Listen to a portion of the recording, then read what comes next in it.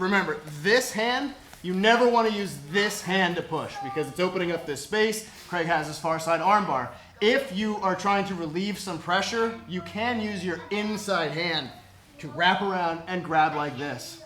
Now, this particular escape, I'm going to use this hand to help get this knee off. But what I want to make clear is, if you try to stay stagnant, keep myself in the same spot, and just pull his knee off, it's not going to happen. What I'm going to do is use this to hold his knee in place and move my body. That's the goal. To do that, I'm going to step with my left foot, which is my outside foot, and I'm going to hip escape out, moving myself and just holding his knee in place, and that will end up bringing his knee off my body. So I'm wrapped on just like this with my inside arm. I step, I'm going to shoot my hips out, and that pulls his knee right off. Now, from this position, we're probably not going to be able to do that preemptive framing like we did, but what I can do is switch my hips and come up into this low single leg, right like this. Now, what Craig is going to do, exactly like he is he's going to get his whizzer. So I'm not going to be able to just take his back. But what we are going to be able to do is hit that knee tap. So since I can't shuck his arm and go to his back, I'm going to reach across his body and grab onto his opposite knee on the outside. I'm driving in with my body as I pull his knee towards me, and that takes him over. Now, we're not done here. There's a couple ways that you can finish. I'll show you guys both. One would be to go into your weave pass like you would from half guard. To do that, I'm going to take my hand that's grabbing onto his top leg, flip it down and grab onto his bottom leg. Then I'm going to reach up, grab onto his collar, pull him in, make him do a crunch, and now I can pass, cross face him, block his hip, and now I'll get a crawl right up into side control. That's what we're looking to do. And remember, for this particular escape, you're not moving him. You're holding him in place and moving yourself. If you try to pull on his knee, and he is really actually trying to secure the knee on belly position, he's going nowhere. So Craig's in his knee on belly. He's doing all the right stuff.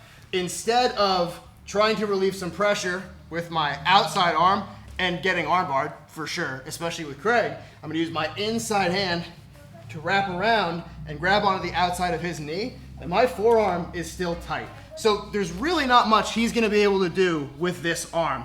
If he was going to get a near side arm bar, I would have to be pushing up on his hip or his knee or his shoulder, something like that. If I'm tight here, still in a crunch, protecting my collars and this arm, there's probably not a lot he's going to be able to do very easily. So remember, I'm using this just to hold his leg in place. I'm going to step, shoot my hips out to my left as I pull, but it's really not too much of me moving. It's just holding this in place, and we get that knee off. As soon as we get here, I'm going to switch my hips and come right up into this low single. Craig's got his whizzer, which is exactly what he should do. And also, from here, something that I want to make clear, your head has to be tight. You don't want to have your head ever outside here. Lord knows he could jump on a darce or a guillotine or something, so I'm going to stay right here.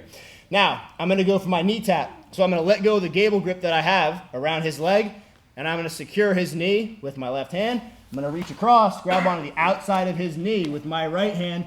As I drive in with my shoulder and my head, I pull his knee towards me, and he goes over.